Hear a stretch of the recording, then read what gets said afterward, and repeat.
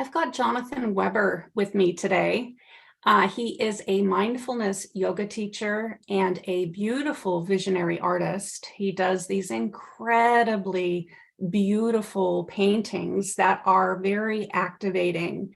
And he is a wisdom teacher and a incredible human being. It's so lovely to have you here today, Jonathan. Thank you, Schamet. Thank you for inviting me and being part of this summit. Happy to be here.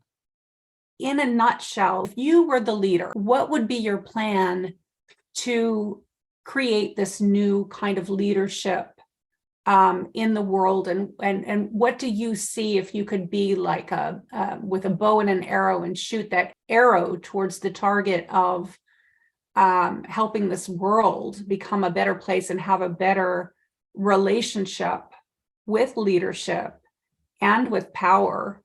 What would that be? It's a big question.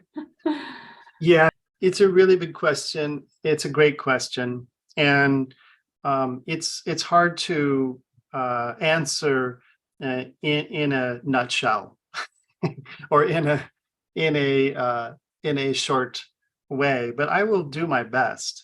I think that we need to just start from where we are, not trying to jump over the river and the mountain at the same time. Start where we are. And I think most of us, what we really need, we need to feel safe, and we need to feel some quality of peace in our lives. I think that's like a big first. And for many, that ability to feel taken care of or safe is not present. So there is a lot of conflict in the world, and a lot of people are financially insecure, so they don't know where their next paycheck is coming from. They don't know how they're going to pay the bills, and that leads to a lot of insecurity, like, how am I going to buy food? How am I going to keep a roof over my head? Not to mention people who don't have a roof over their head. And we are 8 billion people on the planet now, and we are looking at a lot of insecurity around the world, in the way of resource insecurity, lack of water, drought, or too much water, flooding. There's a lot of ways that we can all recognize a sense of insecurity. And I think first and foremost, we need to be able to feel safe, and to find that ability to find calm, or a sense of resting at ease. Because if we are not, we're going to be on survival mode. And all of the rest of the ways in which we might develop ourselves, they're not going to happen, because we're going to be caught in that, that just getting by mode. And so I think the first thing that I would seek to do, and that I would recommend for everybody, is that we each in our own way, that we can practice finding that sense of safety and security in ourselves. And I do believe it's even possible to find when things are uncertain around us. And I know that for myself, because I've lived most of my life under the poverty level. I have lived mostly voluntarily, but I know what it's also like to be in a refugee status. I know what it's like to not have the luxury of knowing where money is coming from in the next weeks, and how you will get by. And it is still possible that we might recognize the anxiety that causes, the way that we feel very insecure, and vulnerable. And so finding ways to calm the nervous system down. And we can all do this. We can all calm the nervous system. We can all find a little more rest and peace, and and reach out, find ways to get help and do what we need to do to help resolve the situation, so that we can feel more external kind of support around us, reaching out to our community, reaching out to family, friends, however that we might feel that base. But the inner work starts here. The work starts with each one of us individually, that we listen to our own bodies and our own minds.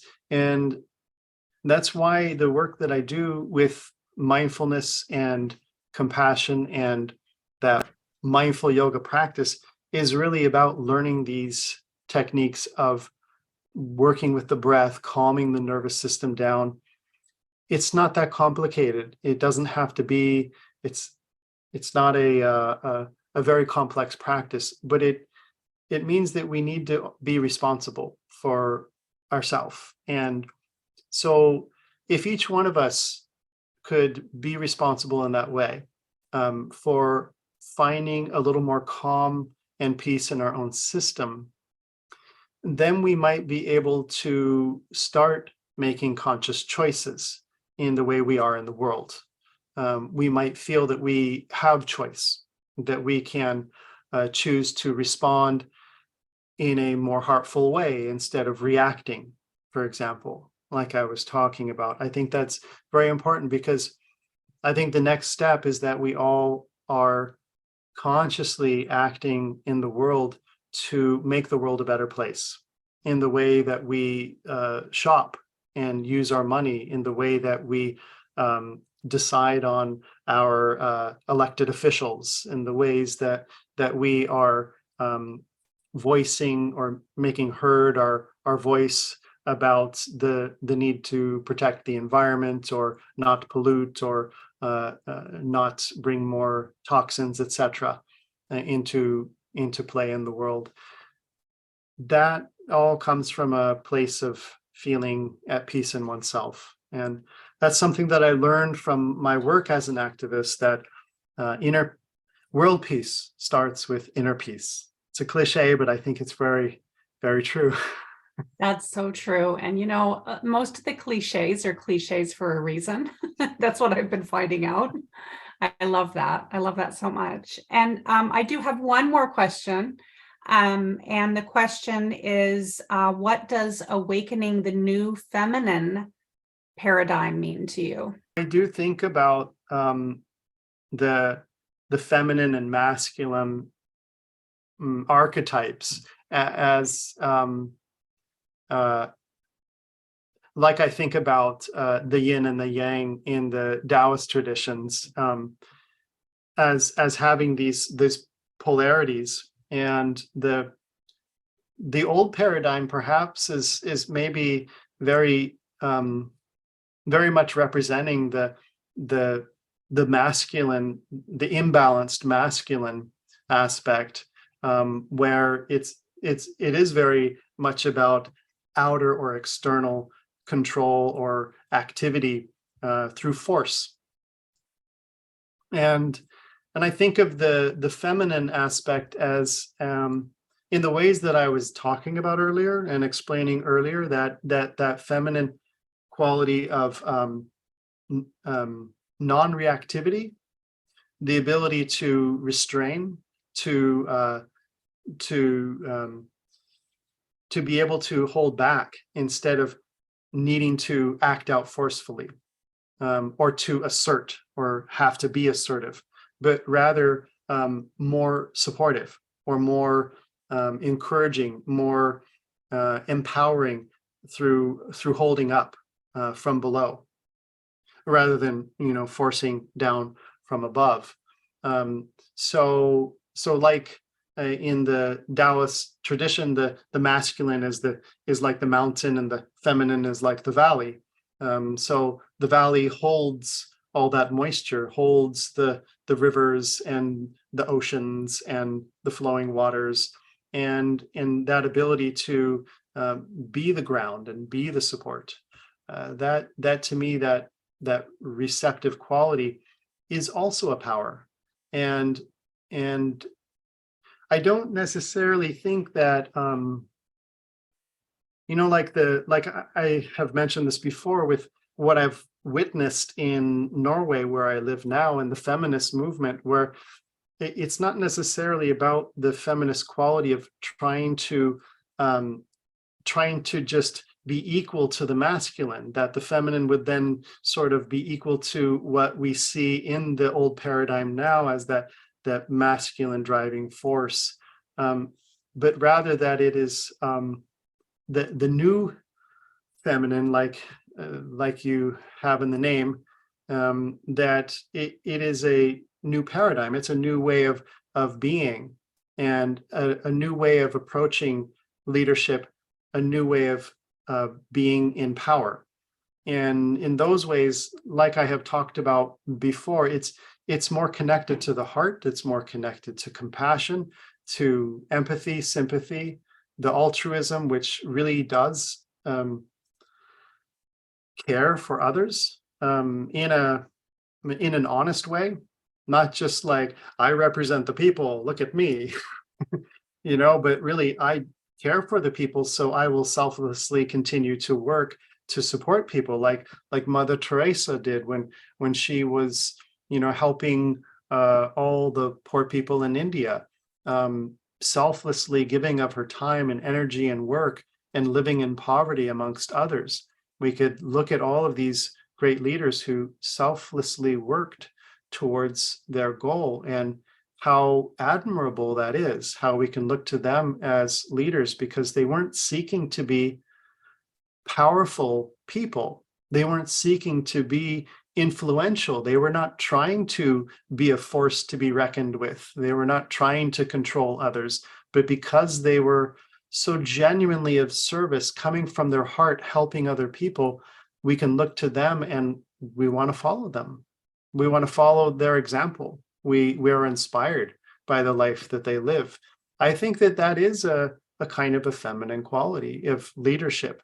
But of course, I would like to think that leadership is in this way without gender, that we're ultimately balanced in that sense, that we could be both in our power assertive in setting boundaries and creating frames and managing and so on in ways that that could represent that sort of masculine force of control, but also balanced with that softness, that altruistic openness, selflessness, selfless care of others that comes through the genuine open-hearted quality of wanting to support and really lift up others.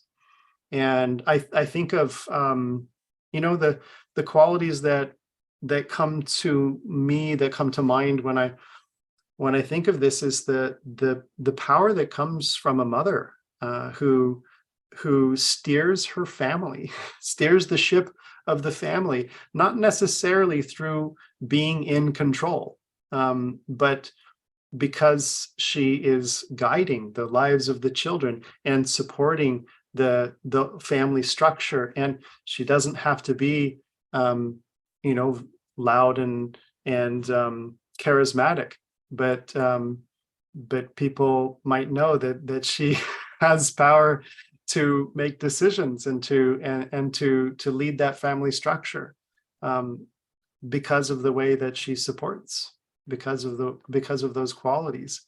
I think that's a beautiful feminine archetypal power. I would like to see that is recognized. You're one of the most humble and kind men that I know, and it's such a blessing and an honor to have you part of this summit, because I know you have so much wisdom, and it's through these conversations that we're having that creates the learning and the activation for each and every one of us. The people that are watching right now, they're going to learn something that they can then apply to their lives every day. And for me, when we awaken the leadership within ourselves, then we can really start to create a new way of being. And I know that you're part of that, Jonathan. So thank you so much. Thank you, Schamet. And Thank you, thank you for Jonathan. having me be a part. Yeah, thank you for saying yes.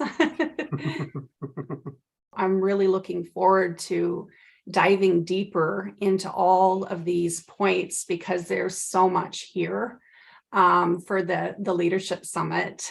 So for all of you that are listening right now, if you would like to learn more from this beautiful soul that has so much wisdom, definitely look forward to the Leadership Summit that's coming up, where we're going to be diving into old paradigm, new paradigm, leadership, power, the abuse of power. And do you want to speak a little bit more into that before we go today, Jonathan? I'm just looking forward to this ability to dive a little deeper into the subject matter, how we might make this transformation from that old paradigm way of thinking and into a new way of looking at leadership, and maybe even how we might each in our own way find those qualities in ourselves. So yes, looking forward to it.